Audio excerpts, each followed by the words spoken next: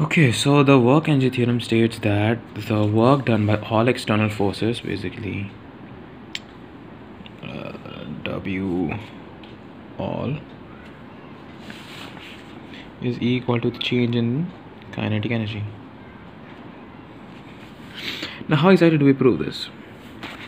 Well, let's just start from the basics that we all know.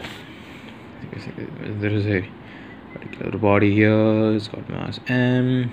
It initially moves with velocity u, right? It's not at rest. It could be at rest. We're not sure. Now an external force. What are all external forces? I mean, like, we were slowly going to work our way to this formula.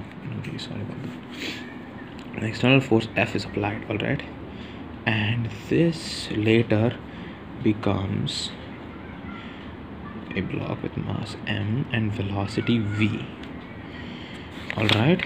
So what does this mean? This means that if a force F is applied, this implies that ma is applied, right?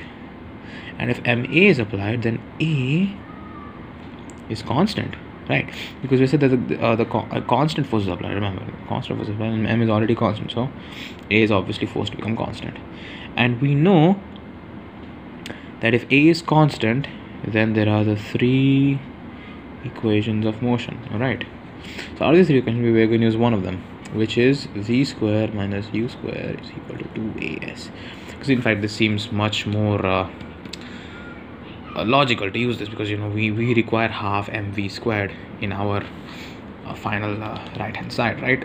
So that's what we're doing. All right. So this basically rearranges a is equal to v square minus u square upon 2s. Multiply both sides by m. We get f is equal to v square minus u square upon 2s whole multiplied by m. Right? Now remember that when we applied this external force, this entire body moved in a straight line, right?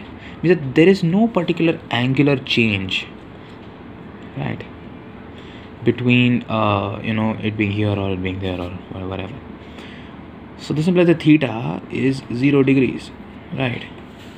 So basically the work done, which is basically fs cos theta, is basically fs cos 0 degrees, and cos 0 is 1, so this is basically f times s.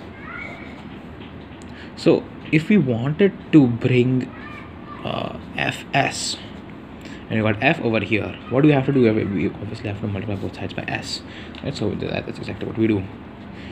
By both sides by s, because cos 0 is 0, cos 0 is 1, right?